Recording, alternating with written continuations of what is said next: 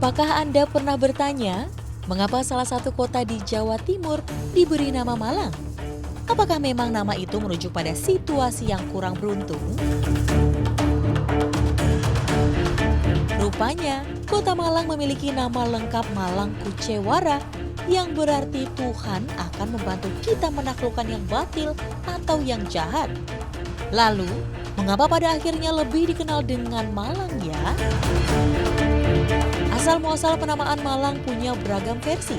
Namun, banyak yang kemudian mengaitkan jika nama Malang muncul pertama kali pada prasasti Pamoto atau Ukir Negara pada 1120 Saka, yakni sekitar 1198 Masehi, di mana prasasti ini ditemukan pada tanggal 11 Januari 1975 oleh seorang administrator perkebunan Bantaran.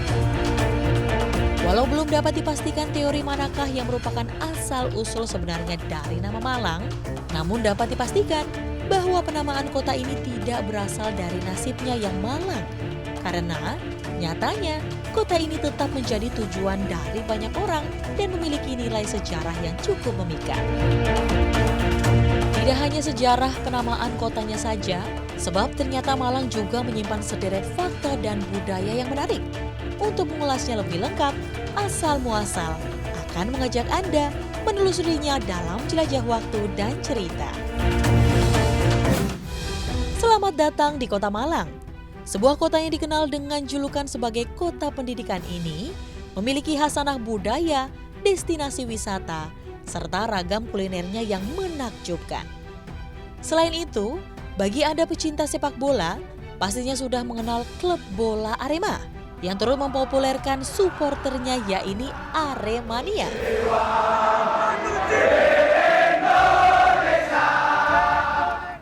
Tak hanya itu, hal menarik lainnya ternyata secara geografis, wilayah Cekungan Malang telah ada sejak masa purbakala. Banyaknya sungai yang mengalir di sekitar tempat ini membuatnya cocok sebagai kawasan pemukiman. Wilayah Dinoyo serta Telogomas diketahui merupakan pemukiman prasejarah. Dan saat ini, Kota Malang memiliki luas sebesar 145 km persegi dengan jumlah penduduk hampir 1 juta jiwa, sehingga kota ini menjadi salah satu yang terbesar di Jawa Timur setelah kota Surabaya. Berpredikat sebagai kota besar, berarti menjadi pusat pembangunan, pusat perekonomian, hingga pusat aktivitas peradaban manusia yang berada di dalam dan sekitarnya. Tak ketinggalan, Malang juga rupanya menjadi kota terbesar ke-12 di Indonesia yang menunjukkan betapa majunya kota ini. Kemajuan kota ini juga dapat dilihat dari banyaknya berbagai fasilitas penunjang seperti pusat bisnis, perekonomian, pusat perbelanjaan, dan ruang terbuka hijau. Selain terkenal akan kecantikannya, Kota Malang juga menyimpan sederet sejarah masa lampau yang menakjubkan. Tercatat sejak masa Hindu-Buddha, beberapa kerajaan pernah berdiri di kota ini, seperti Kerajaan Singosari dan Kerajaan Kajuruhan. Kerajaan Singosari sendiri merupakan embrio dari Kerajaan Majapahit di Mojokerto, bahkan menjadi kerajaan terbesar di Nusantara pada masanya. Beberapa situs bersejarah peninggalan kerajaan hingga masa kolonialisme dapat kita saksikan hingga saat ini, seperti Candi Badut, kawasan Ijen Boulevard, hingga kantor pos Malang yang menjadi saksi bisu perkembangan Kota Malang. Hingga saat ini, masyarakat Malang juga masih melestarikan sejumlah tradisinya. Salah satunya kirap sesaji saat Tahun Baru Islam. Ritual dilakukan dengan cara mengelilingi desa di kawasan Gunung Kawi, tepatnya di Wonosari. Warga akan mengenakan pakaian adat Jawa, sembari membawa sesaji dan gunung ke makam Eyang Junggo dan Imam Sujono. Sesampainya di lokasi tersebut, pemimpin upacara akan membacakan doa-doa. Selepas itu, gunungan yang berisi tumpeng dan aneka makanan akan diperebutkan oleh warga. Perayaan ini juga dimeriahkan oleh banyak penari, mulai dari usia anak-anak hingga dewasa. Tak lupa, ogoh-ogoh besar juga ikut meramaikan upacara adat ini, untuk kemudian dibakar sebagai simbol menjauhkan diri dari bahaya. Pemirsa asal muasal, Selain menjadi destinasi bersejarah, jika Anda berkunjung ke Kota Malang, selalu akan memberi kesan tersendiri. Karena seringkali banyak orang yang sudah mengunjungi kota ini akan betah. Betapa tidak? Di kota yang juga terkenal sebagai sentra tempe ini, terdapat sejumlah destinasi wisata yang menakjubkan. Di mana sajakah itu? Keindahan Kota Malang tidak hanya dikenal saat ini saja. Sebab, sejak masa Hindia Belanda, kota ini sudah dikenal akan keindahannya.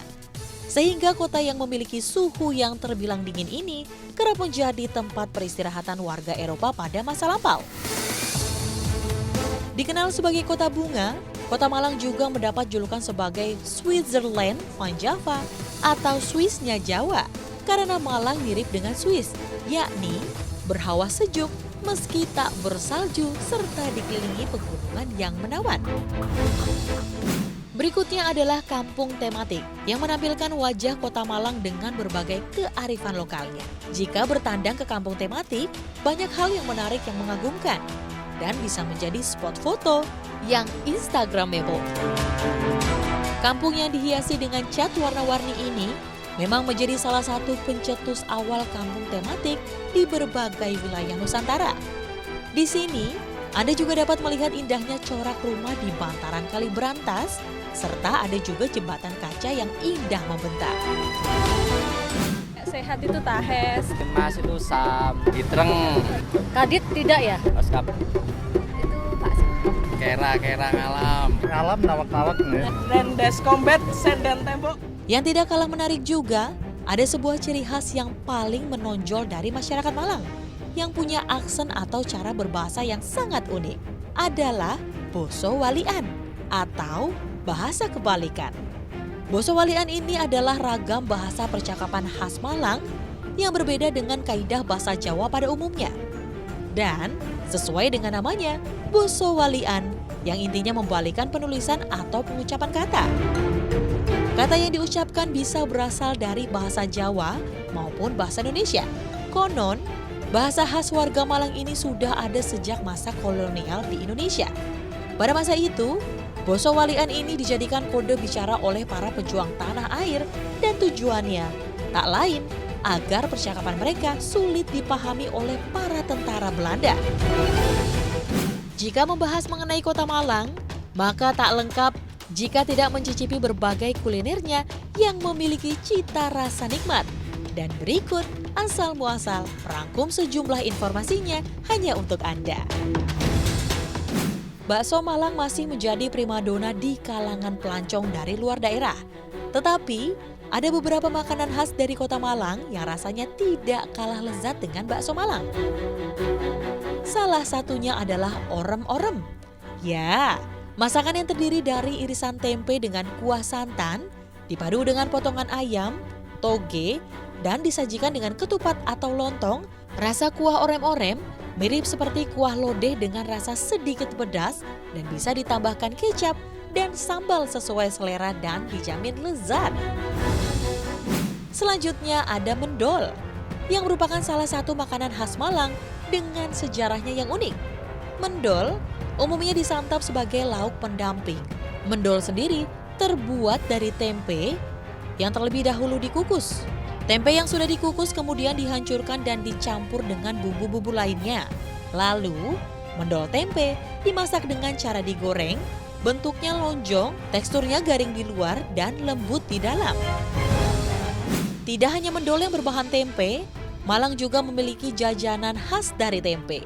Sebagai wilayah yang dikenal sebagai sentra tempe, maka tak heran jika Malang memproduksi berbagai serba-serbi kuliner dari bahan dasar tempe, termasuk keripik tempe dari Kampung Sanan yang mendistribusikan hasil produknya hingga ke berbagai wilayah di Indonesia. Selain kulinernya, Kota Malang juga menyimpan berbagai mitos mencengangkan yang masih dipercaya oleh sebagian besar penduduknya. Dan berikut asal muasal akan membahas beberapa mitos menarik dari Kota Malang. Salah satu tempat yang terkenal dengan mitosnya adalah air terjun Koban Rondo yang terletak di Kota Malang. Mitos menyebutkan bahwa pasangan yang pergi ke air terjun bisa putus karena legenda yang ada di air terjun ini.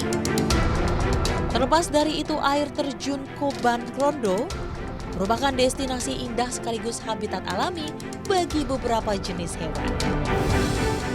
Selanjutnya, Gunung Mujur yang merupakan sebuah perbukitan di lereng Gunung Arjuna. Secara geografis, gunung ini terletak di Desa Donowari dan Desa Ngenep, Kecamatan Karangploso, Kabupaten Malang. Sekitar 10 km dari Kota Batu, gunung ini memiliki mitos untuk datang setiap malam Jumat Legi. Orang-orang yang ingin mengalap berkah, kemujuran akan datang pada malam Jumat Legi. Selanjutnya ada Pantai Ngliyep yang berada di Kabupaten Malang. Lokasinya kurang lebih sekitar 30 km dari Kota Malang.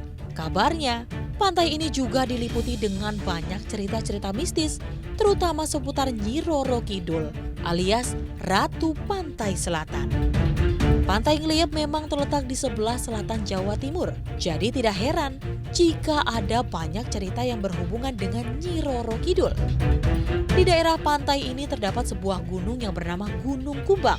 Kabarnya, gunung ini adalah tempat favorit Nyi Roro Kidul saat berkunjung ke pantai ini. Bahkan kabarnya, sebelum menjadi ratu, ia bertapa terlebih dahulu di sini.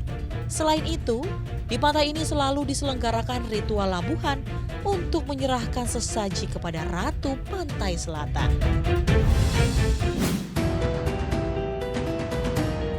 Benarkah Nabi Sulaiman alaihi salam memiliki cincin sakti yang dapat menguasai dunia dan semua makhluk? Temukan jawabannya sesaat lagi.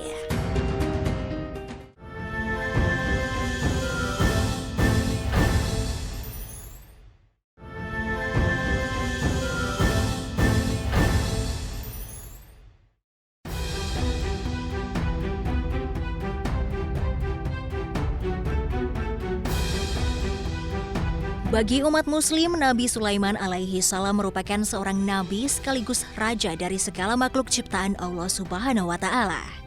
Tak hanya manusia, binatang serta bangsa jin tunduk kepada Nabi Sulaiman. Dan kami tundukkan pula kepada Sulaiman, segolongan setan-setan yang menyelam ke dalam laut untuknya dan mereka mengerjakan pekerjaan selain itu. Dan kami yang memelihara mereka itu. Firman Allah dalam Al-Quran Surat Al-Anbiya ayat 82. Pemirsa salam muasal, ada dua kepercayaan yang beredar mengenai cincin Nabi Sulaiman ini ya. Versi pertama mengatakan, jika cincin tersebut memiliki 4 sisi yang masing-masingnya bertuliskan puji-pujian kepada Allah Subhanahu wa taala. Dan ada juga yang bertuliskan Nabi Muhammad adalah hamba dan rasulnya. Semua tulisan ini ditulis dalam bahasa Arab. Versi kedua, atau bisa dibilang versi Yahudi mengatakan, jika cincin ini berbentuk heksagram, yakni berbentuk segi 6 lancip. Kemudian dari bentuk ini diadopsilah menjadi bintang Davidnya orang-orang Yahudi. Menurut kisah, sumber kemampuan Nabi Sulaiman alaihi salam yang dapat mengendalikan bangsa jin dan berbicara bahasa binatang, konon berasal dari cincin yang dimilikinya. Cincin tersebut juga merupakan salah satu mukjizat pemberian Allah Subhanahu wa taala. Hal itu tertuang dalam Al-Quran Surat An-Naml ayat 17. Dan dihimpunkan untuk Sulaiman, tentaranya dari jin manusia dan burung, lalu mereka itu diatur dengan tertib dalam barisan. An-Naml ayat 17. Di samping itu dalam Al-Quran Surat Al-Anbiya ayat 81 juga dijelaskan bahwa beliau memiliki mukjizat yang dapat mengendalikan angin. Dan telah kami tundukkan untuk Sulaiman angin yang sangat kencang tiupannya yang berhembus dengan perintahnya ke negeri yang kami telah memberkatinya. Dan adalah kami maha mengetahui segala sesuatu. Al-Anbiya ayat 81. Menurut Wahab bin Munabih, Nabi Sulaiman senantiasa memakai cincin di jarinya. Beliau tak pernah melepaskannya kecuali bila akan masuk ke toilet. Hal ini dikarenakan di cincin tersebut terdapat tulisan Ismul Azam atau nama Allah yang agung. Namun dikisahkan Nabi Sulaiman alaihi salam pernah kehilangan cincinnya. Suatu ketika beliau mencopot cincin tersebut dan menitipkannya pada seorang hamba sahaya. Kemudian setan datang menyerupai Nabi Sulaiman dan memperdaya hamba sahaya itu. Hamba sahaya yang tidak tahu menau menyerahkan cincin tersebut yang kemudian dikenakan setan di jarinya. Setan kemudian duduk di atas singgasana sang nabi. Bala tentara Nabi Sulaiman sama sekali tak menyadari kalau yang duduk di atas singgasana bukanlah raja mereka. Tatkala Nabi Sulaiman alaihi salam keluar dari toilet dan meminta cincinnya, hamba sahaya itu terheran-heran. "Kamu siapa?" tanya si hamba sahaya. "Aku adalah Sulaiman bin Daud." Sulaiman telah mengambil cincinnya dan duduk di atas singgasananya, kata si hamba sahaya. Mengetahui bahwa hamba sahayanya tertipu oleh muslihat setan, sang nabi bukannya menuju singgasana untuk mengambil cincin. Beliau justru pergi dari istana dan menjadi gelandangan selama kurang lebih 40 hari. Cincinnya yang diambil alih membuat semua kekuasaan dan karismanya lenyap. Tak seorang pun percaya bahwa beliau adalah Sulaiman putra Nabi Daud. Sementara itu, setan juga telah bermuslihat mengatakan kalau Sulaiman menggunakan sihir yang tertulis dalam kitab yang disembunyikan di bawah singgasananya. Para manusia pun meninggalkan sang nabi dan ingkar terhadapnya. Dan mereka mengikuti apa yang dibaca oleh setan-setan pada masa kerajaan Sulaiman. Dan mereka mengatakan bahwa Sulaiman itu mengerjakan sihir. Padahal Sulaiman tidak kafir, tidak mengerjakan sihir. Hanya setan-setanlah yang kafir mengerjakan sihir. Surat Al-Baqarah ayat 102. Saat hidupnya terlunta-lunta, salah seorang orang kepercayaan Sulaiman membuka kedok setan yang menyamar menjadi Sulaiman kepada kaum Bani Israel. Lantaran merasa kedoknya telah terbuka, setan pun kabur berlari ke laut dan melemparkan cincin yang dipakainya. Kemudian cincin itu ditelan seekor ikan. Sementara itu, Nabi Sulaiman yang hidup kesusahan dan bekerja bersama para nelayan tiba-tiba mendapat perintah dari Allah untuk memburu ikan yang menelan cincinnya. Hingga akhirnya sang Nabi mendapatkan kembali kemampuannya yang hilang dan bersujud serta bersyukur kepada Allah Subhanahu wa Ta'ala. Begitu Nabi Sulaiman alaihi salam wafat, cincinnya menghilang tanpa ada satu manusia pun yang pernah menemukannya, bahkan sampai saat ini.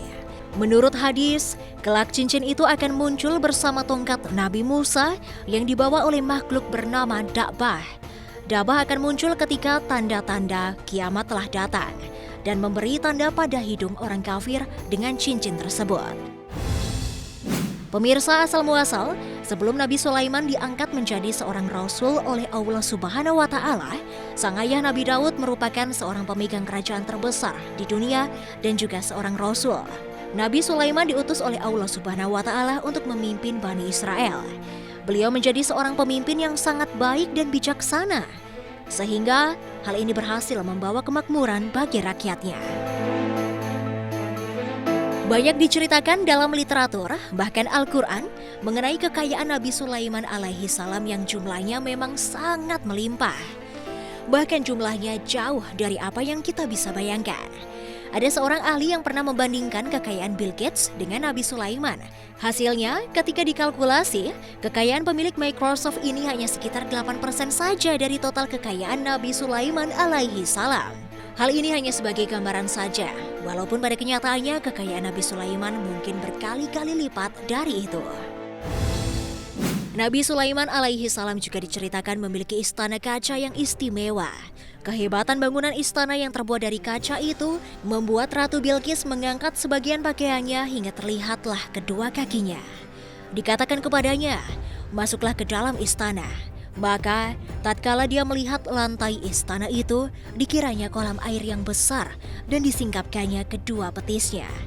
Berkatalah Sulaiman, "Sesungguhnya ia adalah istana licin terbuat dari kaca." Berkatalah Bilqis, "Ya Tuhanku, sesungguhnya aku telah berbuat zalim terhadap diriku dan aku berserah diri bersama Sulaiman kepada Allah, Tuhan semesta alam." Quran Surat An-Naml ayat 44. Istana Nabi Sulaiman disebut dengan nama Solomon Temple dalam literatur bangsa Yahudi. Saat ini, keberadaan Istana Sulaiman sudah tidak ada karena runtuh, kecuali hanya tembok sebelah barat yang tersisa dari bangunan kuil atau istana yang masih berdiri. Oleh orang Yahudi, sisa bangunan kuil itu dinamakan dengan Wailing Wall atau tembok ratapan. Ada versi yang menarik mengenai keberadaan istana Nabi Sulaiman.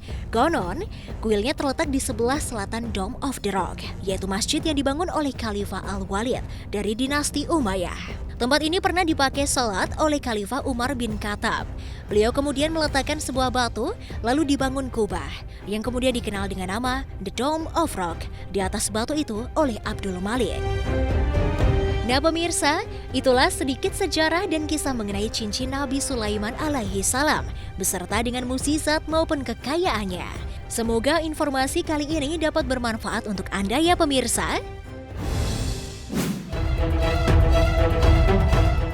Ada kisah seorang perempuan pendosa yang masuk surga karena memberi minum seekor anjing.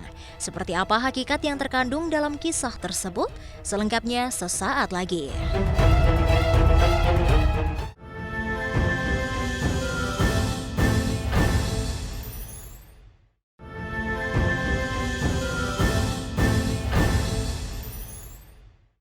المتلقيان عن اليمين وعن الشمال قعيد. Kematian selalu diidentikan dengan akhir dari segalanya bagi kehidupan yang dijalani setiap makhluk. Namun dalam ajaran Islam, kematian justru menjadi awal mula kehidupan yang abadi di akhirat. Di mana kehidupan setelah kematian sejatinya dimulai sesaat setelah ruh manusia berpisah dari jasadnya dan diangkat ke langit lalu dikembalikan lagi ke alam barzah sebagaimana tercermin dalam surat Al-Ankabut ayat 57. Allah berfirman, "Setiap yang bernyawa akan merasakan mati, kemudian hanya kepada Kami kamu dikembalikan." Mengingat kehidupan setelah kematian adalah sebuah keniscayaan, maka Nabi Muhammad SAW senantiasa mengingatkan tentang adanya surga dan neraka. Bahkan saking seringnya hari akhir ini diperbincangkan, para sahabat bahkan menganggap kehadiran surga dan neraka ini seperti kasat mata. Mereka mampu melihat di depan mata kepala mereka meski hal ini masih menjadi rahasia Allah Subhanahu wa Ta'ala. Lantas bagaimana pedoman serta tuntunan Islam mengenai kehidupan setelah kematian itu sendiri? Untuk itu Asal Muasal akan mengajak Anda menelusurinya dalam jelajah waktu dan cerita.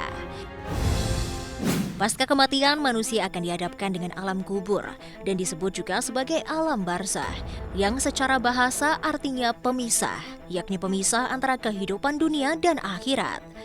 Berdasarkan syariat, kata barzah memiliki arti kehidupan yang berlangsung setelah kematian dan kebangkitan. Selanjutnya adalah hari perhitungan atau yaumul hisab, yakni hari di mana semua amal manusia akan diperhitungkan, sekecil apapun perbuatan manusia, baik maupun buruk akan diperhitungkan oleh Allah Subhanahu wa Ta'ala dan diberi balasan yang setimpal. Nantinya mulut manusia tidak dapat berdusta karena mulut akan dikunci dan anggota lainnya akan menjadi saksi terhadap semua perbuatan yang pernah dilakukan. Kemudian ada pula hari penentuan atau yaumul mizan, yakni hari penimbangan amal manusia. Di saat itu bila amal baik manusia lebih berat dibandingkan dengan buruknya, maka ia akan masuk ke surga. Sedangkan bila amal buruknya lebih besar dibandingkan amal baiknya, maka ia akan dimasukkan ke neraka. Jika surga dan neraka tak pernah ada, masihkah kau bersujud kepadanya? Jika surga dan neraka tak pernah ada, masihkah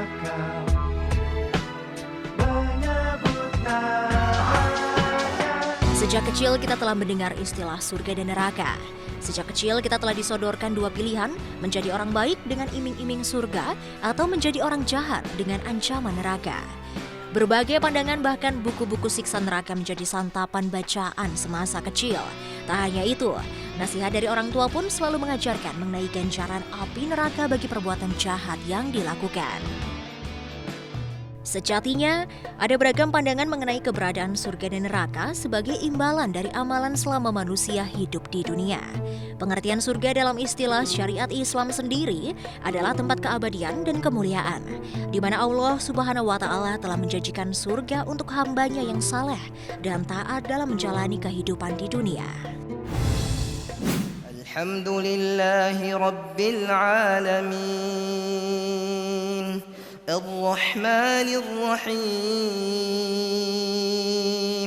Selain itu, ada sejumlah ciri-ciri penghuni surga yang dijabarkan dalam ajaran Islam.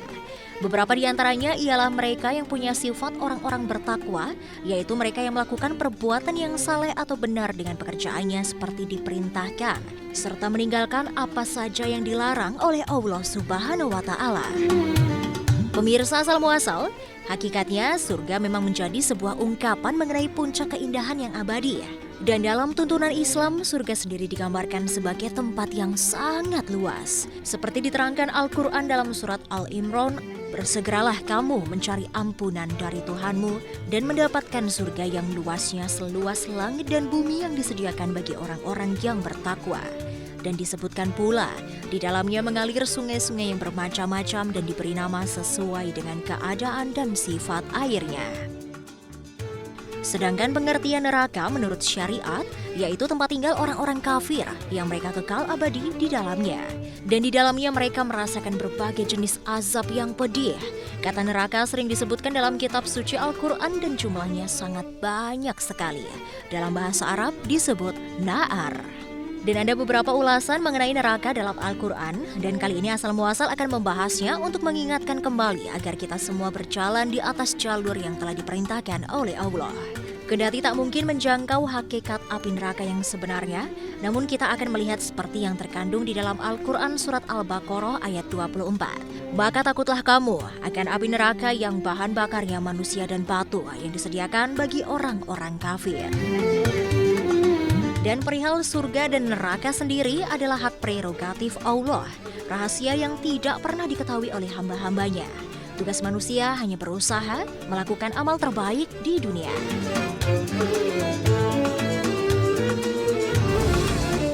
Kisah berikut ini sudah cukup populer di kalangan umat Islam yang mengandung banyak hikmah dan pelajaran bagi kita. Di mana pada suatu ketika para sahabat bertanya kepada Rasulullah tentang siapa orang yang pantas masuk surga. Dan Rasulullah pun menjawab, sesungguhnya surga tercipta bukan hanya untuk orang-orang yang ahli ibadah, melainkan untuk mereka orang-orang yang tulus mencintai Allah. Lebih lanjut mengenai hal tersebut, Anda mungkin juga pernah mendengar kisah dalam hadis riwayat Bukhari mengenai seorang perempuan pendosa bisa masuk surga karena menyelamatkan seekor anjing yang kehausan. Dan dari kejadian yang sangat bersejarah itu terdapat beberapa hikmah yang dapat kita ambil. Apa sajakah itu? Allahu Akbar, Allahu Akbar. Pertama, kita sebagai manusia harus yakin bahwa Allah Maha Pengampun kepada setiap hambanya, sekalipun telah berbuat dosa yang besar. Selanjutnya, kita sesama manusia sebaiknya tidak saling menghakimi, terlebih jika sudah membawa surga dan neraka. Sebab masuknya manusia ke dalam surga atau neraka adalah murni karena keputusan Allah. Dan terakhir, hidup di dunia sebaiknya selalu menjaga hubungan baik antara manusia dengan Allah atau hablum minallah, juga hubungan antara manusia dengan manusia atau hablum minanas. Serta yang tak kalah penting juga adalah hubungan antara manusia dengan alam atau hablum minal alam. Itulah rangkaian tuntunan yang berkaitan dengan kehidupan setelah kematian menurut ajaran Islam. Dan tentu saja pemirsa, hidup di dunia adalah untuk mencari bekal bagi kehidupan setelah kematian. Persiapkan diri terhadap kematian, istiqomahlah dalam hidup dan mudah-mudahan dimudahkan saat menghadapi hari kematian.